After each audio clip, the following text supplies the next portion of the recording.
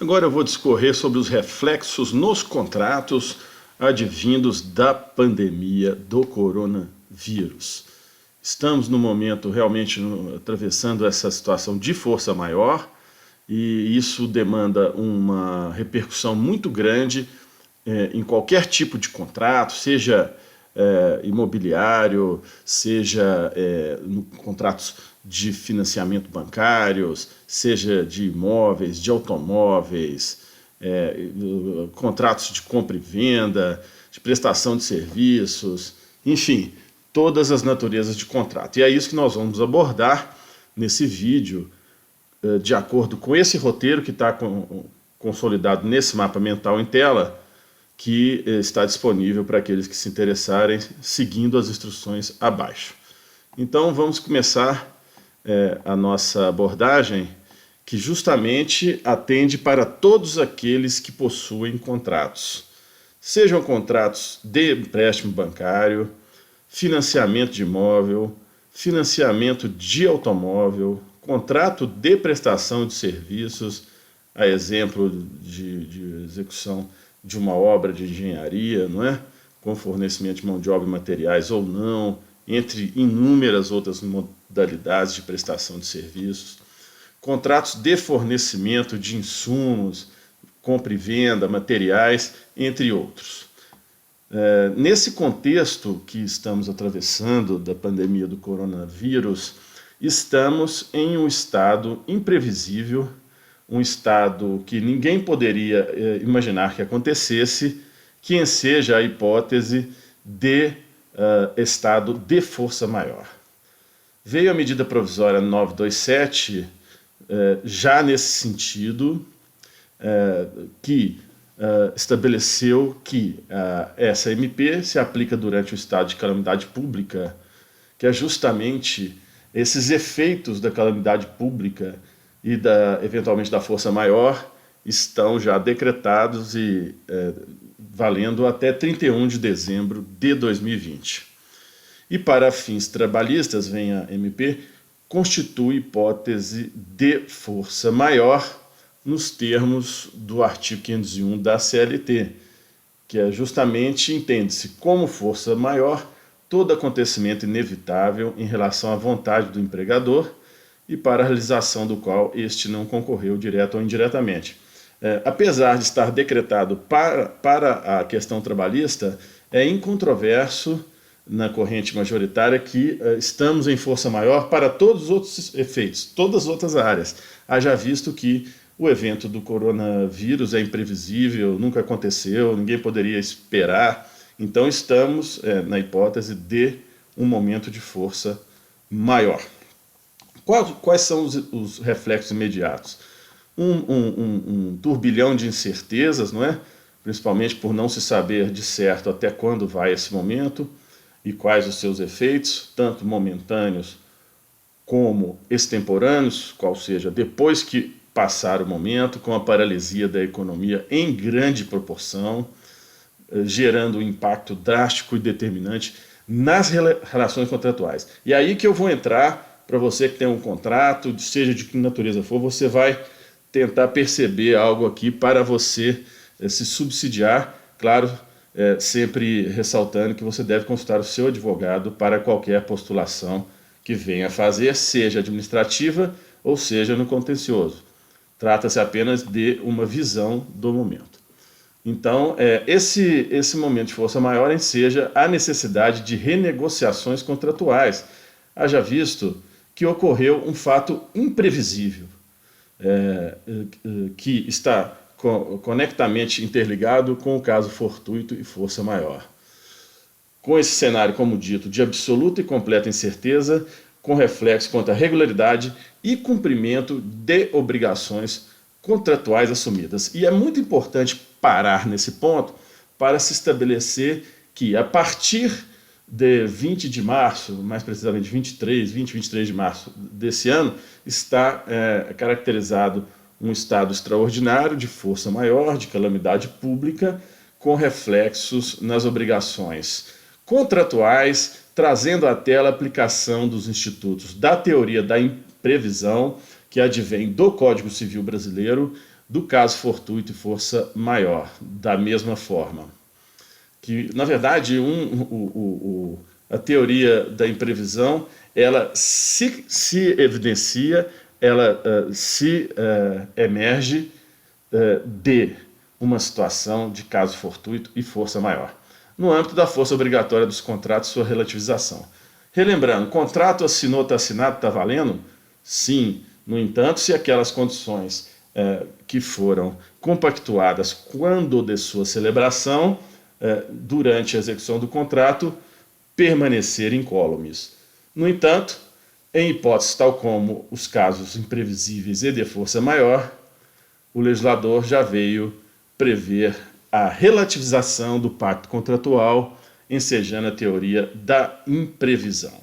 Qual é a tendência do momento? Um aumento significativo do inadimplemento, absoluto ou parcial dos contratos, acarretando um ciclo vicioso, qual seja, daí surge uma necessidade de respaldo legal no sentido de reequilibrar ou mesmo encerrar as relações contratuais, ressaltando os limites da boa-fé objetiva, ou seja, das partes procurarem, né, entre si, comporem uma equação que seja justa, que seja razoável, para que ela possa ser corrigida, ela quem? A obrigação contratual de acordo com o momento que nos encontramos. Relevando também outro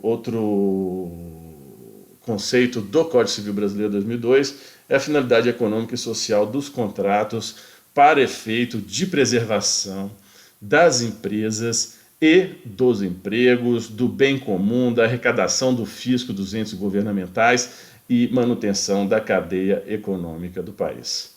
Então vamos falar um pouquinho agora da teoria da imprevisão, que ela justamente ocorre quando existe uma prestação continuada, ou seja, vamos supor, nessa hipótese, quando existe uma obra de engenharia. Então todo mês é feito um serviço e o cliente paga um preço, não é? Porém, acontece um fato imprevisível e extraordinário, e a palavra imprevisível é muito importante de ser gravada, porque o que é imprevisível? É aquilo que não se poderia prever, não é? O imprevisto é diferente. O imprevisto é aquilo que poderia ser previsto e não foi, por uma desídia, por uma decisão qualquer. O imprevisível não, ele é inimaginável, não é? E daí ocorre a onerosidade excessiva. Então, vem agora mais objetivamente a aplicabilidade da teoria da imprevisão. Justamente ocorre a possibilidade de pedir o encerramento do contrato, podendo o outro contratante evitar a resolução é a extinção do contrato, né, o fim do contrato, oferecendo a readequação ou reequilíbrio do contrato. A base legal vem do Código Civil Brasileiro, da resolução por onerosidade excessiva. Vem aí o artigo 478 do Código Civil, versando que nos contratos, se a prestação de uma das partes se tornar excessivamente onerosa, com extrema vantagem para a outra, em virtude de acontecimentos extraordinários e imprevisíveis, vejam o termo imprevisível de novo no texto legal, poderá o devedor pedir a resolução do contrato nessa hipótese. A resolução poderá ser evitada oferecendo-se a modificação equitativa das condições do contrato. Ou seja, aquele que está tendo prejuízo vai pedir a modificação e pode ser que ele seja renegociado.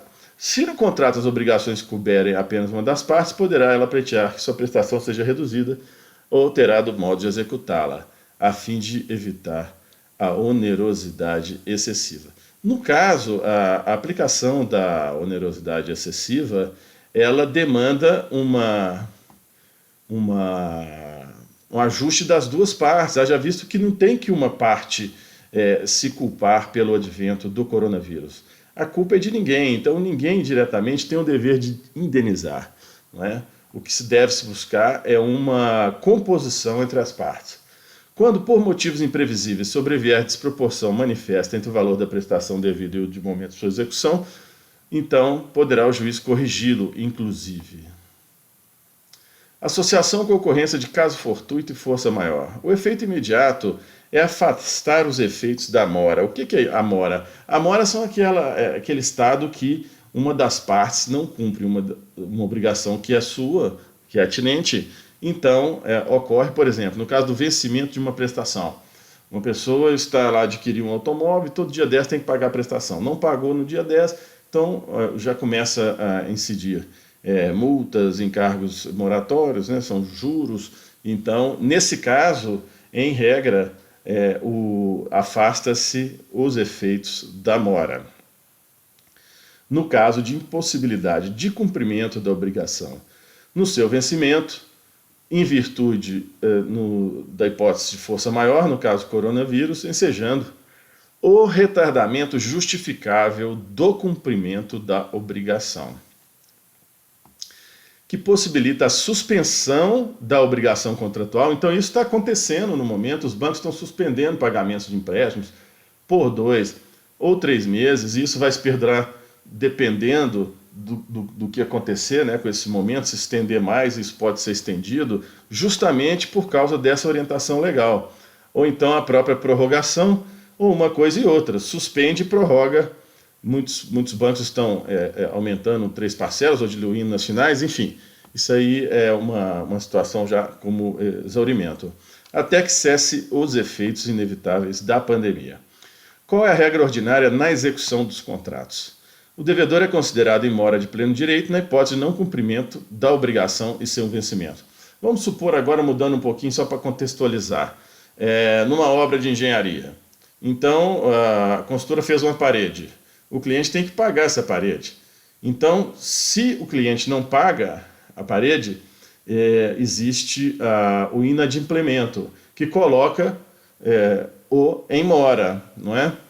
E aí ocorre até a exceção do contrato não cumprido, aquele que não cumpre sua obrigação não pode cobrar a do outro. Então a mora acarreta a responsabilização patrimonial com incidência dos encargos e também, no caso de rescisão contratual, da imputação de perdas e danos para aquela parte, consoante o artigo 402 do Código Civil. Entretanto, reconhecida a ocorrência de caso fortuito e força maior, o contratante inadimplente com a obrigação assumida não é penalizado pelo atraso. Essa é a regra importante desse momento todo.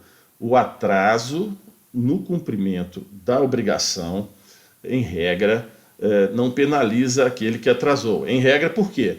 Porque cada caso é um caso, tem que ser fundamentado, tem que ter uma relação de causa e efeito, tem que ter uma justificativa, tem que apresentar para o credor, no caso, essa justificativa, em regra, para que seja avaliada. Então, vincula de uma forma relativa dentro de cada situação de cada pessoa. Por isso que é importante a assessoria de um advogado nesse momento, para poder fazer esse filtro. Vamos falar agora do ciclo da pandemia e a teoria da imprevisão. A relação de causa e efeito com a aplicação da teoria da imprevisão em face de caso fortuito e força maior. Justamente na pandemia do Covid-19, ocorreu um acontecimento extraordinário imprevisível, não é? Justamente esse fato, esse acontecimento é o próprio surgimento do vírus. Os efeitos foram, entre eles, o lockout, isolamento social. Esses efeitos eram impossíveis de serem impedidos, não é? Ensejando de forma notória a ocorrência de caso fortuito / força maior, tendo como consequência um impacto no adimplemento das obrigações, ensejando e demandando uma necessidade de revisão das obrigações contratuais de ambas as partes. Não tem uma parte que é mais obrigada que a outra a rever contratos. As partes devem se compor, cada um deve fazer sua parte, demonstrando boa fé, demonstrando uma postura proativa, resolutiva, não querendo imputar a outra parte nenhum tipo de culpa, porque pode se dar mal, inclusive. Porque se quiser imputar, como em casos de força maior a culpa não é de ninguém, né? Quem tem culpa pela surgência do vírus? Ninguém. Então cada um vai assumir seu prejuízo. Agora, é claro que a composição e o acordo consensual é o melhor caminho, podendo ensejar também uma suspensão ou prorrogação das obrigações. Tem até agora na esfera trabalhista, não é? foi editada uma medida provisória permitindo essa suspensão do contrato de trabalho de 2 meses, ou então a diminuição dos salários até 3 meses, para poder manter os empregos. E a base legal é o Código Civil Brasileiro, em se tratando da mora. Em seus termos, artigo 394, considera-se em mora o devedor que não efetuar o pagamento e o credor que não quiser recebê-lo no tempo, lugar e forma que a lei ou a convenção estabelecer. Ou seja, não pagou, não quis receber, então enseja já a ocorrência da mora. Mora é atraso, são sinônimos. Responde o devedor pelos prejuízos que a mora der causa, mais juros, atualização dos valores e honorários de advogado, obviamente no caso de processos judiciais. O devedor não responde pelos prejuízos resultantes de caso fortuito ou força maior, se expressamente não se houver por eles responsabilizado. Olha aí o artigo 393 do Código Civil, taxativamente vindo à tela, abraçando o instituto de força maior e caso fortuito como exceção da regra. Ou seja, o devedor não responde pelos prejuízos advindos de caso fortuito e força maior, se expressamente não se houver por eles responsabilizado.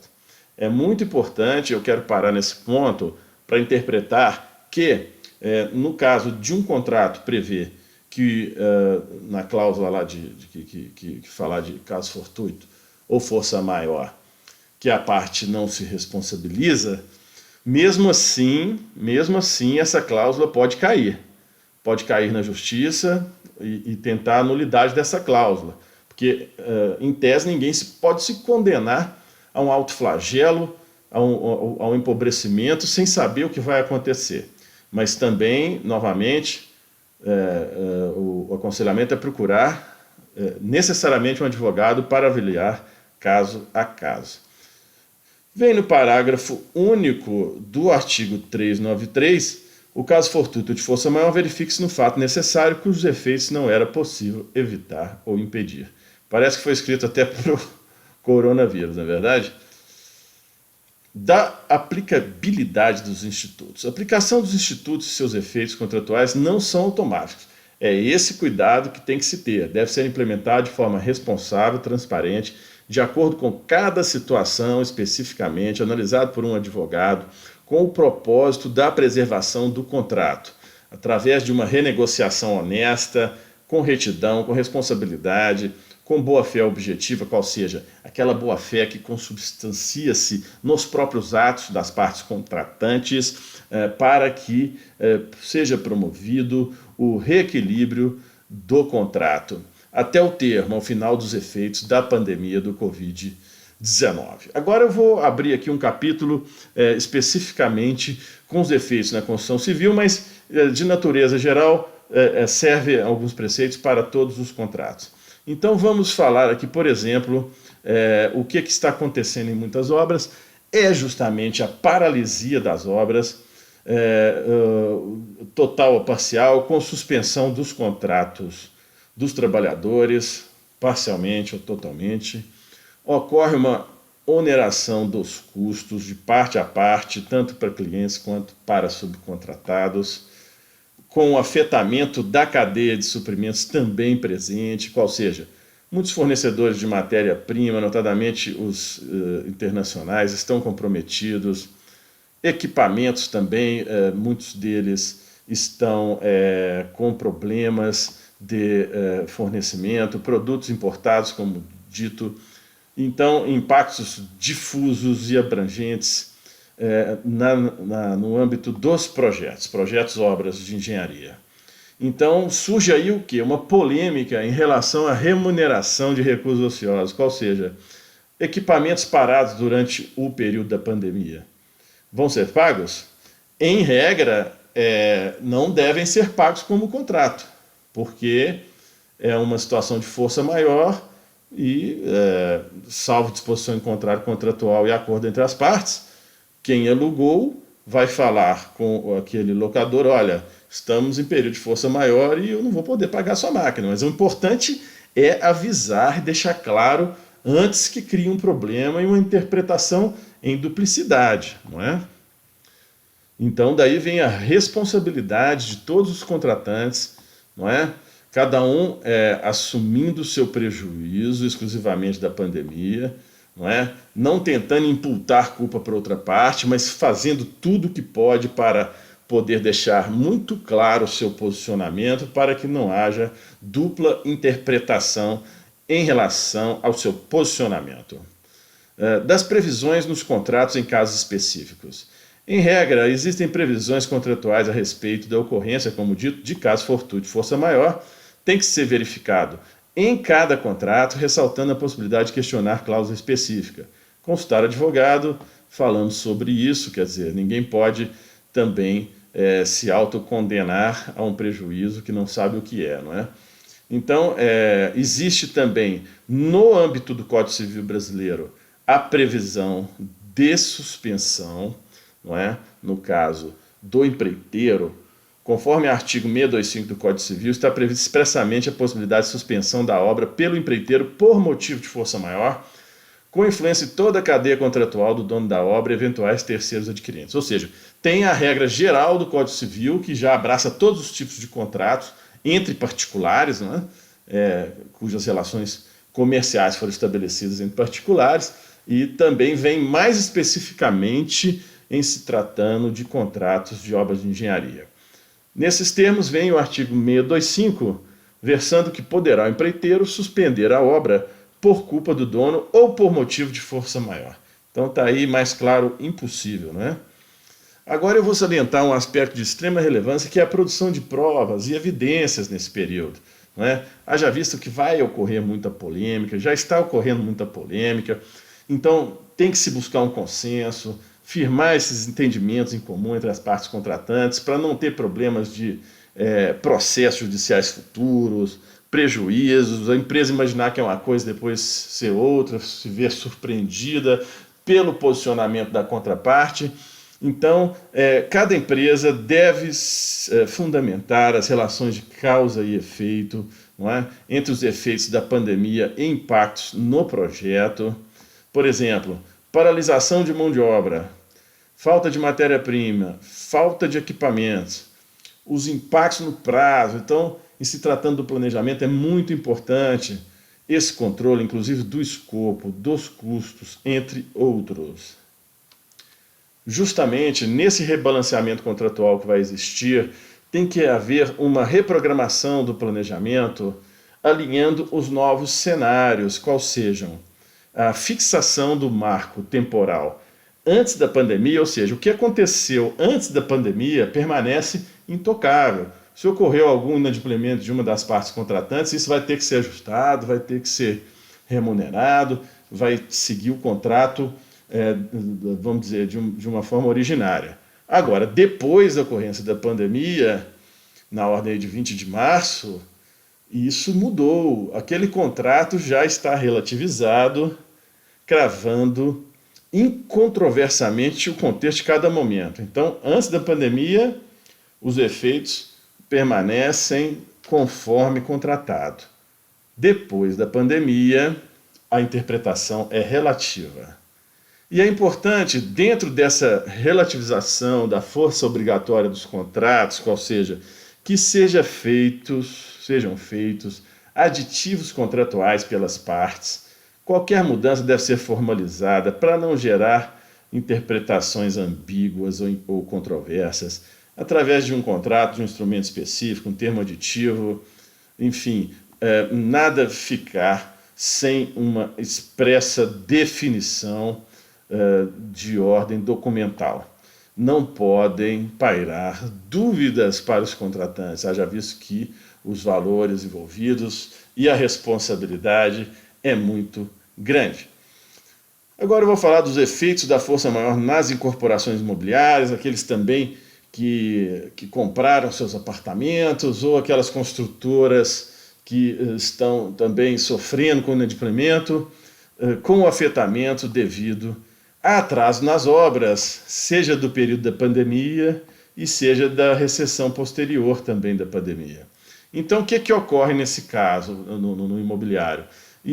Surge um efeito de inadimplemento em relação aos pagamentos das prestações das unidades autônomas por parte dos adquirentes, que por sua vez gera um ciclo vicioso com o agravamento da regularidade de obras, porque o consultor está contando, em regra, com o recebimento das prestações dos adquirentes para poder levar a obra adiante. Se ele não recebe, porque os compradores também tiveram impacto pelo coronavírus, gera um problema para as duas partes. Então, em regra, não é? Em regra, podendo ter exceções, a mora deverá ser afastada para aqueles que não pagarem. E é muito importante, aqueles que estão se sentindo prejudicados, provarem que tiveram impacto nas suas vidas financeiras, não é?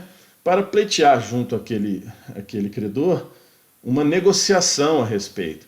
Então, é muito importante que seja fundamentado, que tenha-se boa-fé, não é? Que procure uma assistência jurídica, como dito, para avaliar caso a caso. E também ficariam, em regra, afastadas as penalidades pelos inadimplementos. Surgindo daí uma necessidade premente de renegociação contratual, e estamos, portanto, um ciclo vicioso, qual seja, as obras estão teoricamente paralisadas ou atrasadas, impactando no cronograma da obra, existe o inadimplemento dos adquirentes e uma perda de fluxo de caixa para a retomada das obras. Salientando que, embora exista uma previsão legal de prazo de tolerância de 180 dias do empreendedor para postergar a entrega, não é possível ainda prever quanto tempo os impactos do Covid irão repercutir no canteiro de obras, que vai depender muito também da construtora, né, da liquidez, de se teve mais atraso ou menos atraso por parte dos adquirentes, enfim, cada contexto é um, bem como nos recursos disponíveis para a retomada da execução das obras, sendo crível cogitar de eventual prorrogação do prazo de tolerância em função da pandemia, inclusive em razão das medidas que já estão sendo adotadas pelo governo para a redução do contágio. Bom, nesse próximo capítulo eu vou falar dos efeitos da pandemia nos contratos da administração pública, haja vista que, em se tratando da administração pública, norteia aí, em regra, a Lei 8.666, que vem também abraçando a teoria da imprevisão do caso fortuito e força maior em contratos com a administração pública. Então, há também, do mesmo modo, a necessidade da reavaliação dos contratos, ou seja, o caso de força maior abrange todos os contratos. A Lei 8.666 ou qualquer outro dispositivo que ordena a relação contratual, todos estão sujeitos ao evento de força maior. Não tem nenhum contrato que fica fora em regra. Então, para contextualizar, eu selecionei dois dispositivos da Lei 8.666. Primeiro é o artigo 57, que vem lá no seu parágrafo 1º, no inciso 2, os prazos de início de etapas de execução, de conclusão e de entrega admitem prorrogação por superveniência. O que é superveniência? Que vem depois da assinatura do contrato. De fato, excepcional ou imprevisível, olha aí o imprevisível novamente, estranha à vontade das partes que altere fundamentalmente as condições de execução do contrato. Então, tem que fundamentalmente, então tem que fundamentar, não é? Contextualizar.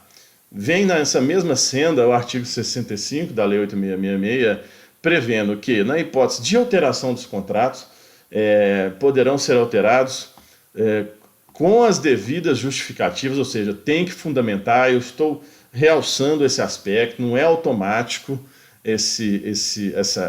essa obrigatoriedade de se readequar aos contratos, tem que haver um fundamento, tem que estar respaldado em fatos e dados, enfim, para restabelecer a relação inicial, objetivando a manutenção do equilíbrio econômico-financeiro do contrato. Na hipótese de sobrevirem fatos imprevisíveis, olha aí de novo, sobrevirem quando? Depois da celebração do início do contrato. Fatos imprevisíveis, olha o termo imprevisível de novo, ou previsíveis, porém de consequências incalculáveis. Olha, novamente aí, uma previsão de consequências não possíveis de serem imaginadas e calculadas previamente. Retardadores ou impeditivos da execução do ajustado, ou ainda, em caso de força maior, caso fortuito ou fato do príncipe. Olha a força maior aí. Fato do príncipe seria fato do governo, né? Aumento de imposto ou alguma outra condição por lei. Configurando a área econômica extraordinária e extracontratual. Então aqui finalizamos essa apresentação, esperando poder ter ajudado na leitura do atual momento pelos interessados, desejando para todos nós que esse momento passe o mais breve possível.